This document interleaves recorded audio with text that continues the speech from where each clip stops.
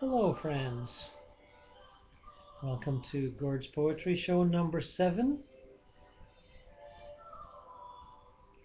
Here in the mid to really hot summer in southern Ontario.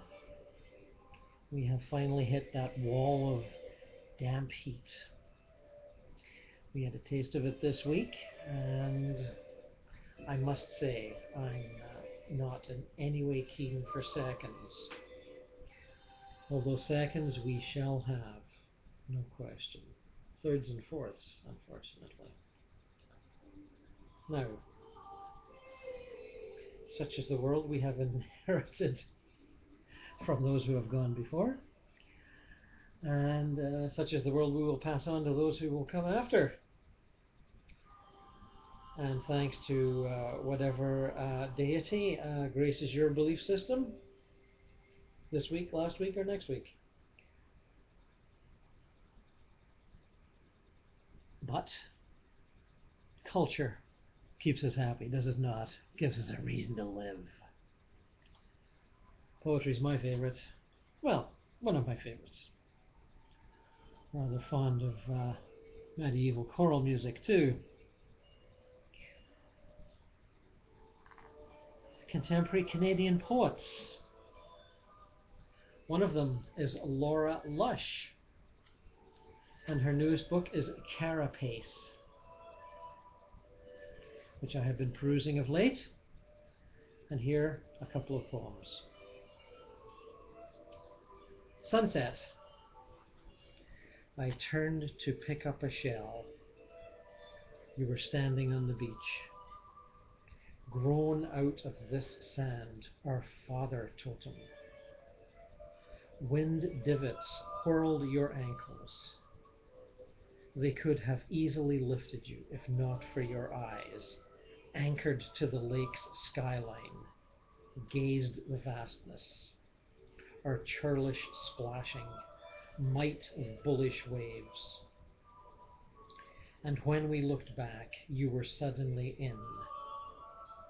Water shoaling your thinned body, the translucent shine of your skin through the dark of the lake. And as your hands dipped the water, brought them to your face, I knew this was your bit for us.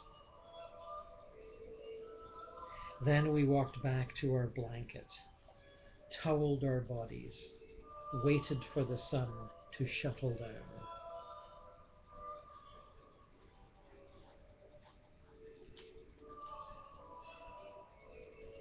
Time under.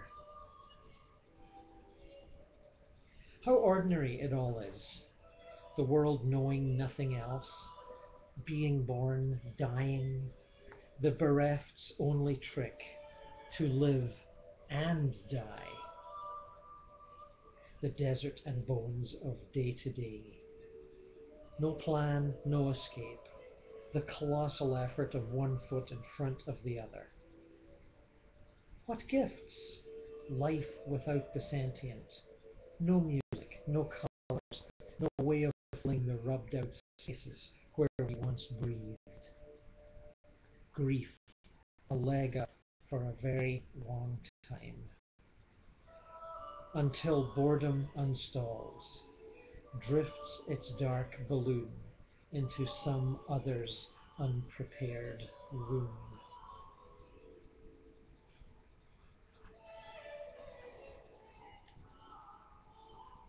Now,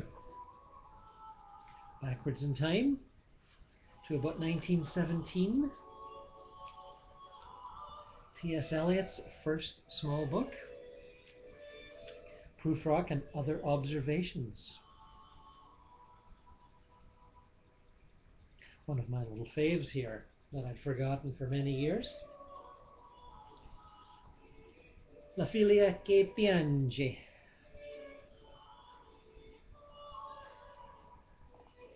Stand on the highest pavement of the stair. Lean on a garden urn.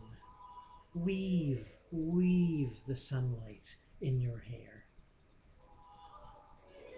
clasp your flowers to you with a pained surprise, fling them to the ground and turn with a fugitive resentment in your eyes.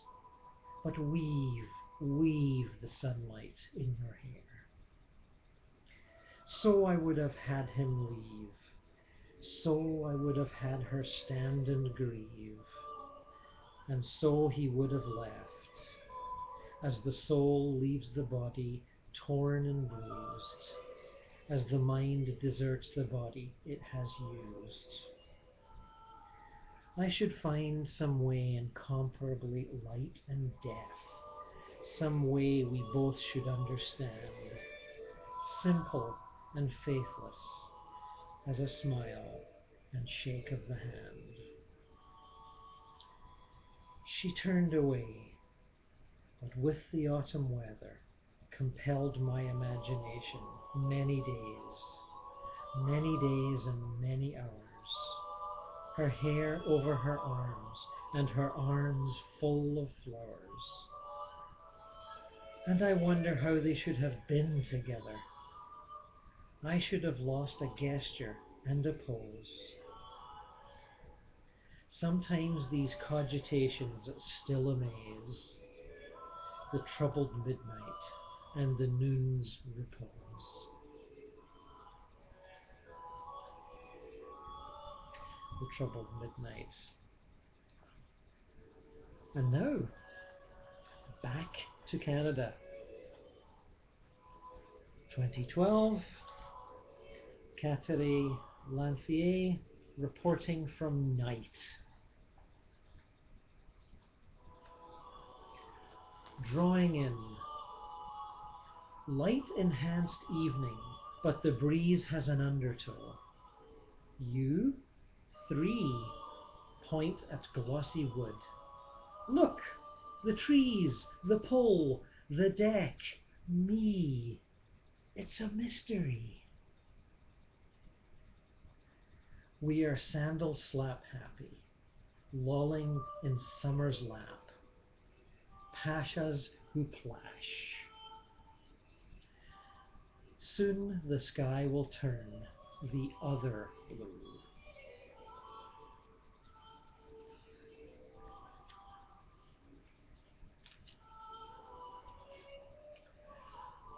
The new suburbs. The curtains you inherited, stiff and aggressively flowered as in a motel, frame your departure.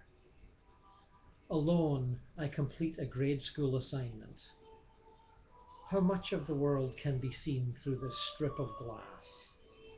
Crossing guard, soundless mouths, delivery van, weakling trees, skid marks. An Arthur Murray anthropologist, I track our waltz upstairs and down, pausing at memorable cushions, counters, door frames. Even when I stalk your back, my kiss rests neatly between your shoulders. We fit at times despite ourselves. And to the dismay of our smile-free neighbor, pearls of wisdom rest just too far from her ears. With her weed-haired grandkids, she is as nurturing and ruthless as a gardener. Her rival faction to the south, the Baptist puppeteers, hold out hope from their van. But our downtown pungency, our premature wariness, discourage doorstep conversions. In the local park, they blushed at the touching Canadian moment when I licked the ice from your eyelashes before you skated to a face-off. They trust that our childishness won't last. They don't suspect that the snow swirling up in our driveway with the breadth and uncertainty of a man causes us to shiver separately, or that the smug laundry steam vented from every other house may lure us to the humidity of opposite coasts. When you return, I rub feeling into my cheek by nuzzling the cloth, like spun tobacco, of your dad's old coat. This houseboat, a frivolous San Francisco bungalow, lacks insulation. The street is ice-choked. Houses clank and groan at anchor.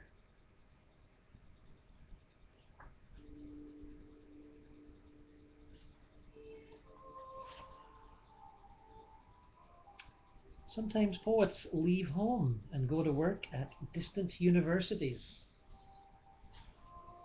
A couple of years ago, Canadian poet Rob McClendon left Ontario and went to Alberta. Taught there for a while. Wrote a book called Wild Horses.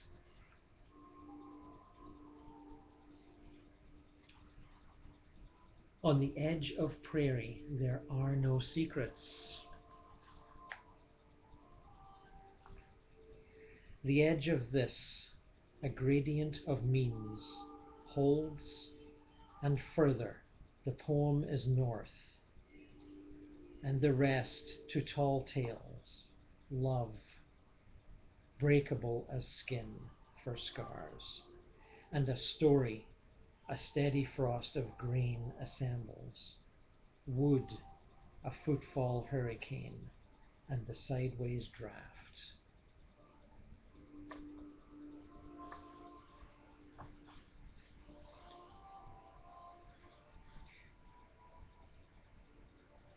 Poem listening to my daughter at a distance of some 1,000 miles.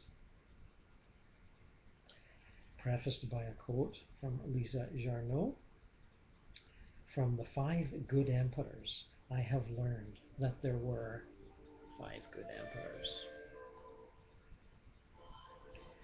The first casualty of travel, the sweep it creates and sometimes provides, the wind out a breath we would otherwise make. Ontario snow up a wind chill of Alberta depth, some -50 in your 18th year, a measure, a bootstrap you would yourself pull, a word from childhood to measure, bare miles.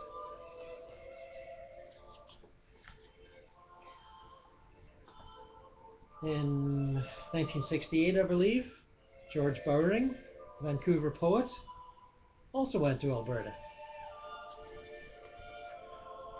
Came up with a book called Rocky Mountain Foot.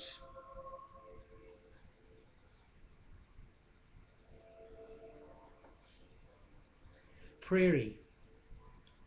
Smokestack in prairie sky marks a city. Some group of men intent on living there, living absurd.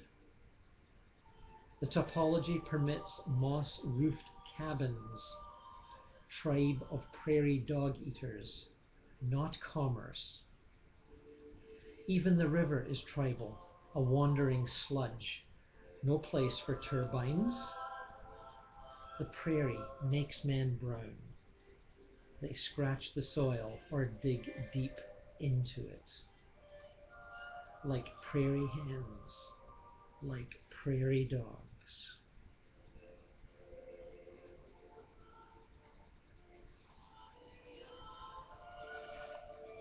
Spinning. Spinning in the Volkswagen on sudden ice, rear end swinging at the slow cars coming our way. I thought, how small this car is. It is a little bigger than me. It could be me, swinging on this icy road in the middle of the Rockies. It could be the mountains coming to squeeze me.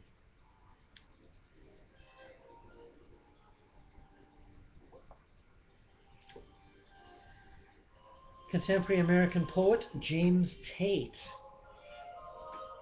writer of witty, surreal, fable-like poems. Here's one. Did I say this was from the book Return to the City of White Donkeys? Well, it is. A trout in the Tam O'Shanter. I was walking out of the fish market when a man on a bicycle came speeding by and nearly hit me. He wasn't going to stop and apologize, so I reached in my bag and fired a trout at his head, narrowly missing. I started running after him and threw another trout. This one hit the mark and he crashed into a parked car. He struggled to his feet, badly hurt. His bike was a crumpled mess. The fish lay beside it, needing a little rinse. "What the hell do you think you're doing?" he said. "You nearly killed me." "And you, sir, nearly ran me down back there," I said. "You've destroyed my bike." It was then that he noticed the fish. "My God, you're insane. You hit me with a fish," he said. "I want that fish back. That's my supper."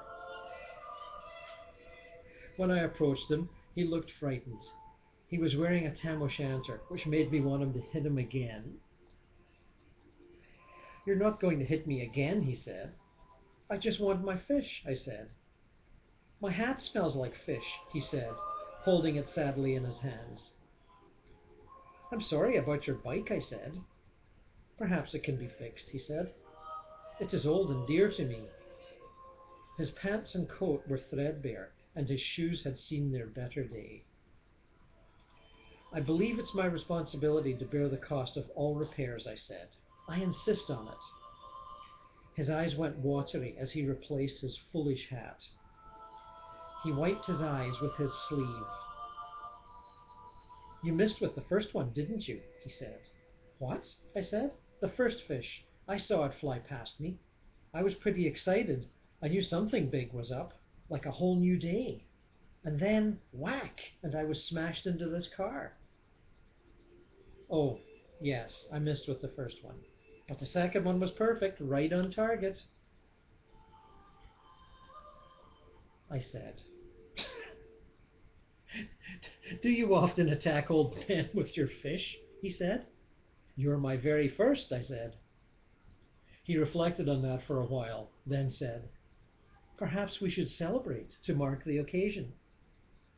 And that is how my friendship with Jacob Faversham began. Swoon. One of Daniela's breasts fell out of her blouse during dinner in our favorite restaurant.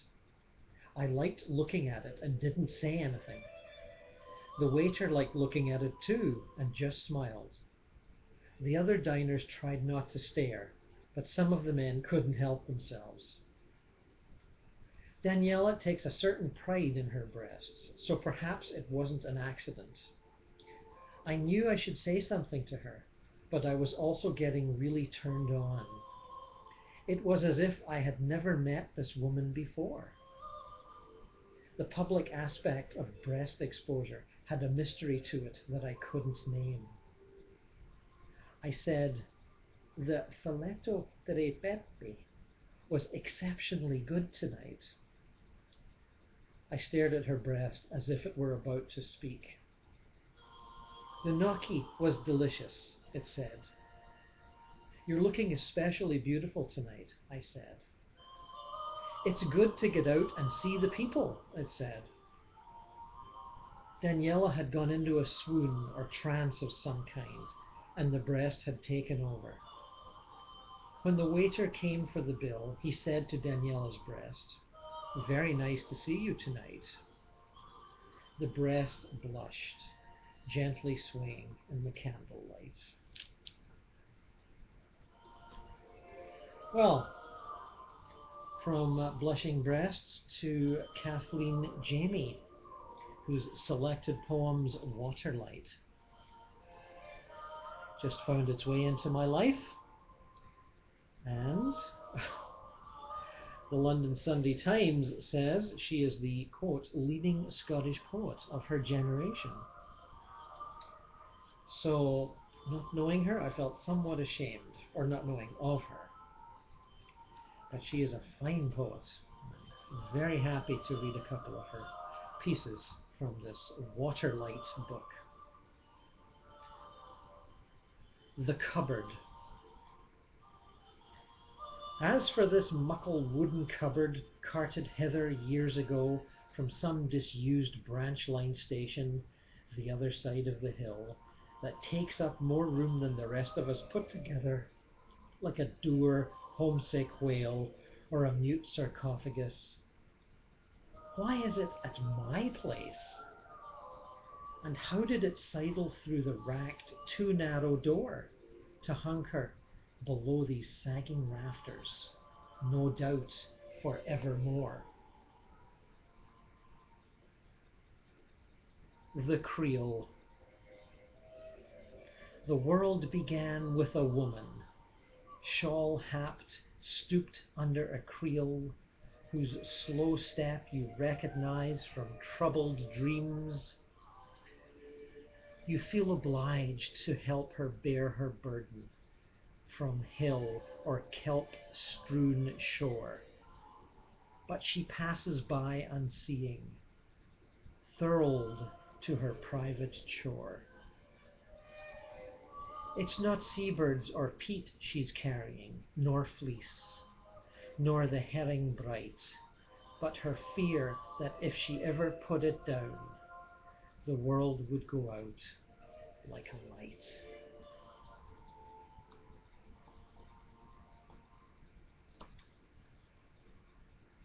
Lilian Nakakov. I hope I'm saying that properly, Lilian. Her new book, Hooligans. Strolling on borrowed ankles. Tapping stones together means you are not a couch potato. Memories divide themselves into other memories. Atoms of memory, memory of atoms. The yellow of beauty, the groan of wood under your boots along the sidewalk, echoing across the Thursday lake, to where Andy can feel your heart unraveling like a giant spool. Miles from your garage that once meant something to you. But for now there are more amusing things, like parks encased in parks, and ice on your mind, layers of jutting hope along the shore, a discarded subway token, your smile reminiscent of chickens, a proton positively charged, a streetcar full of moon, quieter hours, and a curb waiting to congratulate you while you rest your borrowed ankles. Nice one, Lillian. Found a couple of my favourite old Philip Larkins again.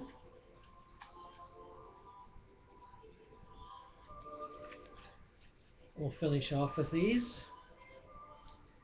or at least one of them anyway. Reference back. This is from the Whitsun Weddings collection. Reference back. That was a pretty one, I heard you call, from the unsatisfactory hall to the unsatisfactory room where I played record after record, idly, wasting my time at home that you looked so much forward to. Oliver's Riverside Blues it was. And now I shall, I suppose, always remember how the flock of notes those antique Negroes blew out of Chicago air into a huge remembering pre-electric horn the year after I was born. 3 decades later made this sudden bridge from your unsatisfactory age to my unsatisfactory prime.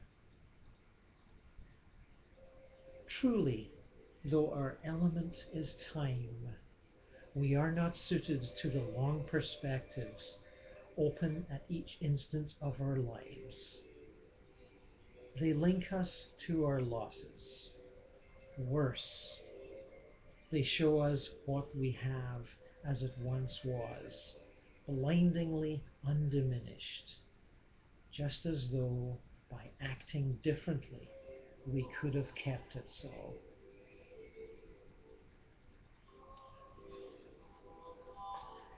Sad Philip. I hope he's not sad now. I hope he's in a happier place. Well, I hope to see him when I get there myself. Have a little chat.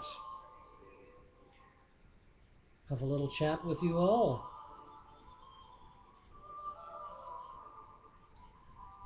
Blessings, friends. So long. Keep the faith.